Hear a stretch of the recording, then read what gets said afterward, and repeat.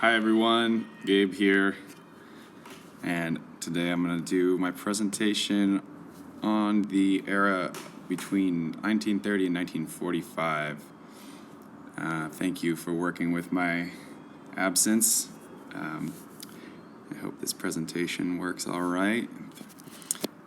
This era is known as the Swing Era.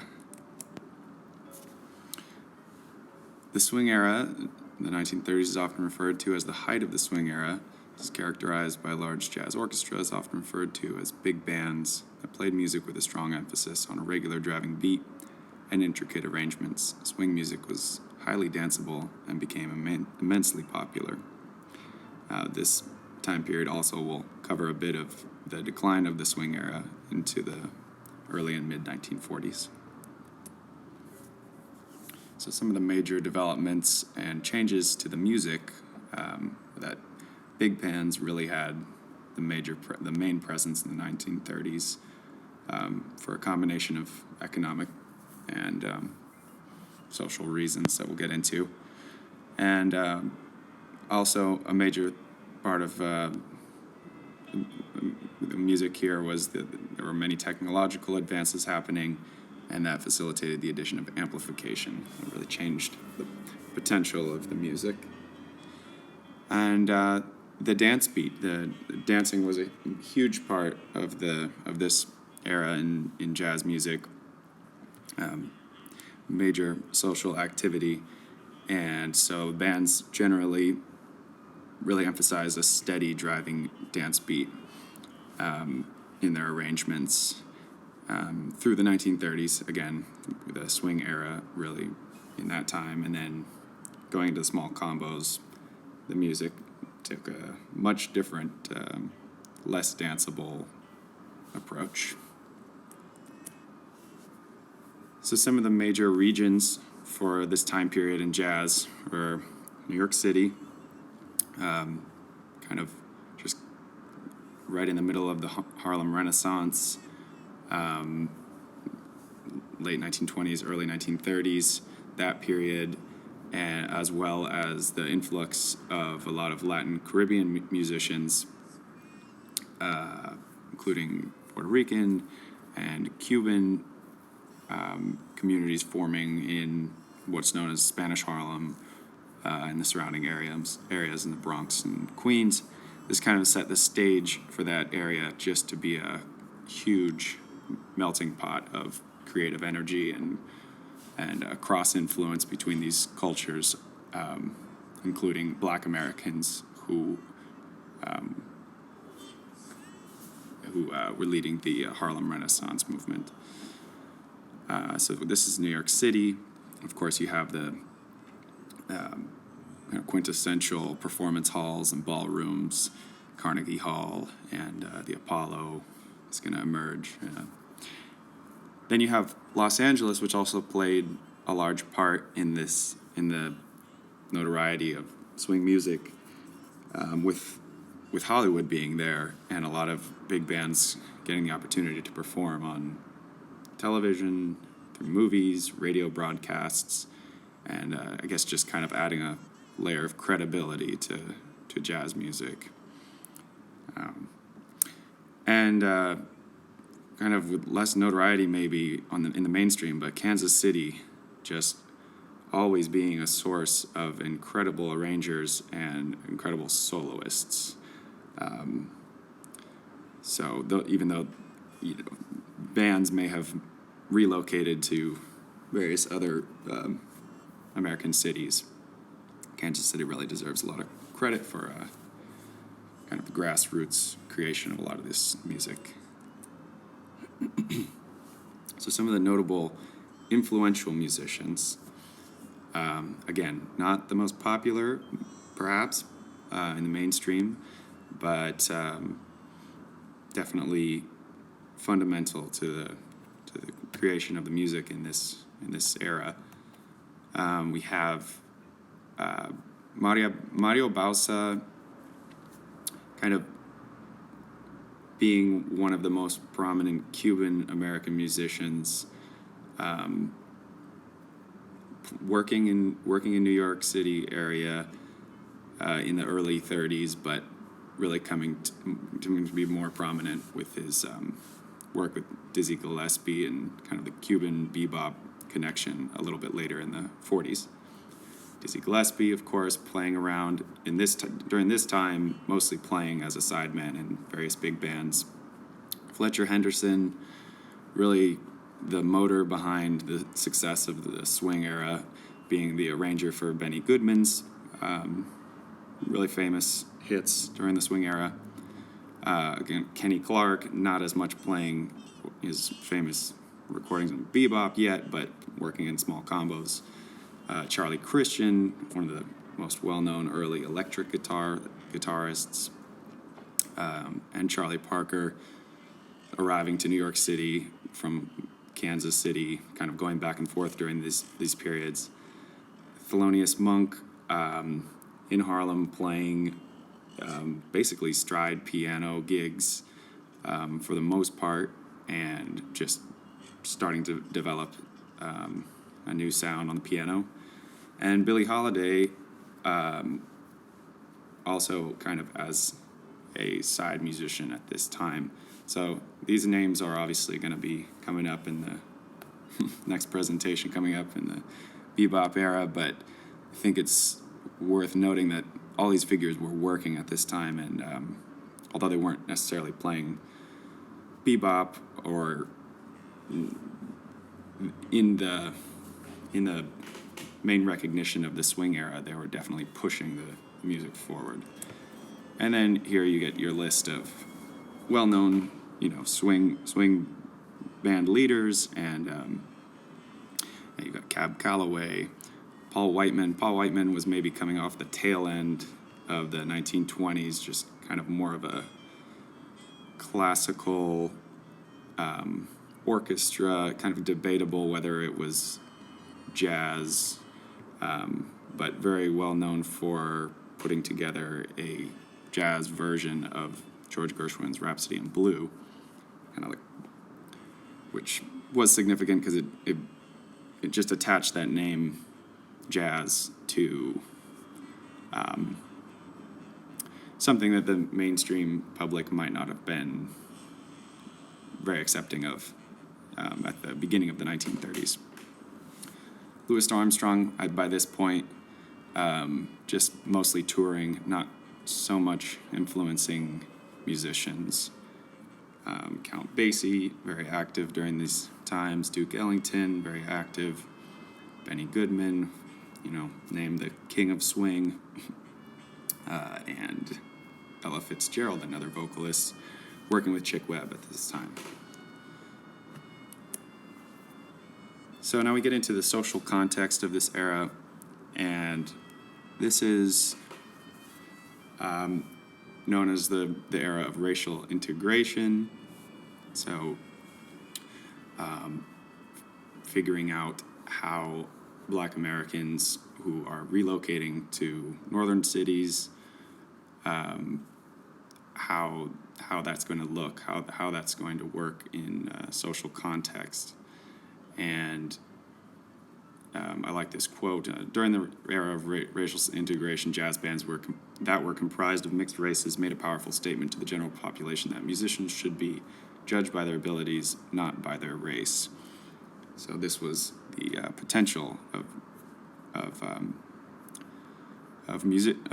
bands and musicians at this time. If you were able to include mixed race musicians in your band, you were making a very powerful statement to the world at the time. And these bands, generally during this era, in the early part, in the 1930s, were playing in large ballrooms, again, mainly for dancers. The swing bands, of course, huge dance floors. So this was, from what I understand, fairly common to just be touring around the United States, making stops in big cities that could accommodate a large orchestra and large dance floors. And then once you get into the 1940s and the decline of the large bands, the live music switches more to the kind of what's more common today even, just cocktail lounges and small clubs, and most people not dancing, most people sitting, listening. So specifically dialing in on race relations in the U.S., looking at Harlem again and New York City, we see here, due to restrictive racist housing practices, the majority of black immigrants from the Caribbean who settled in New York in the early 20th century, whether Puerto Rican, Cuban, or Panamanian, found lodging in existing African American neighborhoods. So this would lead to the formation of what's known as Spanish Harlem. And again, here we see this is a pivotal moment in kind of the idea of integration in the United States. Benny Goodman's concert at Carnegie Hall in the 1938 sold out, and by this point he was pretty well established and very popular. The 1938 concert was a pivotal point in music history in that it was the first time anyone brought any form of jazz onto a premier classical concert hall. And on top of that, Goodman went on stage with African American musicians and incorporated their sound into what he was doing musically. So once again, specifically, that's Fletcher Henderson doing the arrangements, and I believe Lionel Hampton was playing vibraphone. I don't know if Charlie Christian was in that group. I think that was a 1940s smaller combo.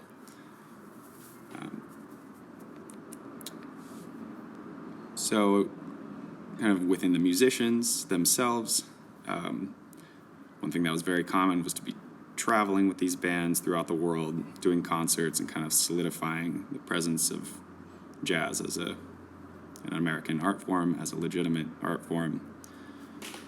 Musicians also dressed in elaborate fashion, kind of doing the zoot suit thing, very nice shoes, emphasis on fashion, and developed slang, were featured in movies, magazines, and radio recordings as well.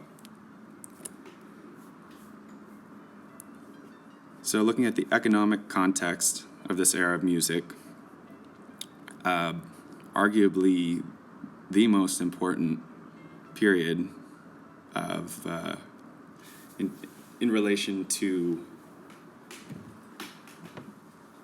the relief that it brought people from the hardships of the Great Depression. I would say the music in the 1930s was not solely entertainment, but it was a real viable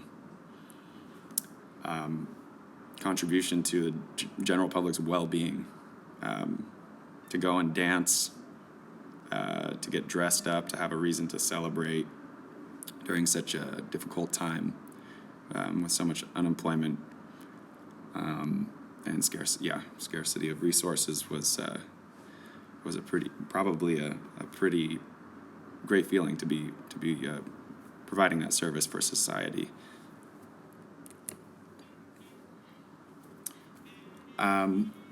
Also during this time, you have the development of recording techniques, and so recording albums becomes, at the beginning of the 1930s, you have a big dip in record sales, but the technology is being invented, and this is going to open the door for kind of a shift from live music being your main activity to actually just making recordings and selling those, or as was the case in the 1930s when people couldn't afford to buy recordings, it was just heard on radios. You're getting radio play, which was fairly common for most people to have a radio during that time.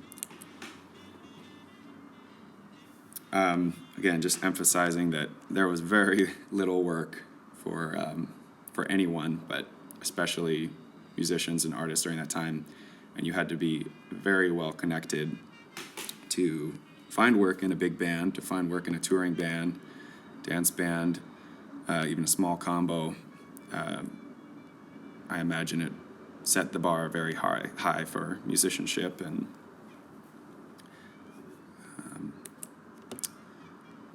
so these were some of the major events that either took place during this 1930 to 1945 era or just really impacted this era so much that kind of needed to be included. So the Great Northward Migration, sometimes called the Great Black Migration, was peaking in the 1920s, but obviously continued, and that was African Americans seeking better living conditions, getting away from racist Jim Crow laws in southern states, and moving up to places like Chicago and New York City, Pittsburgh, and really forming a distinct culture of their own within these larger cities. And of course, we see so much music and fashion and general culture, language emerging out of that whole transition. 1931, I think it's called Black Thursday, stock market crashes. That is the beginning of the Great Depression. So through the 30s is socially and economically a very, very rough time for the American public.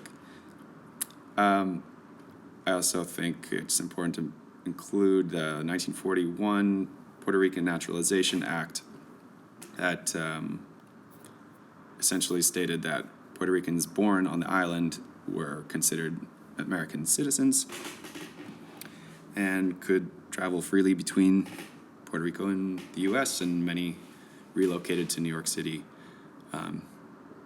There was a shortage of laborers during the Second World War, and that ushered in a large influx of Puerto Ricans, and of course, bringing their culture and music to New York City. That was incorporated into a lot of the popular music and bands during that time.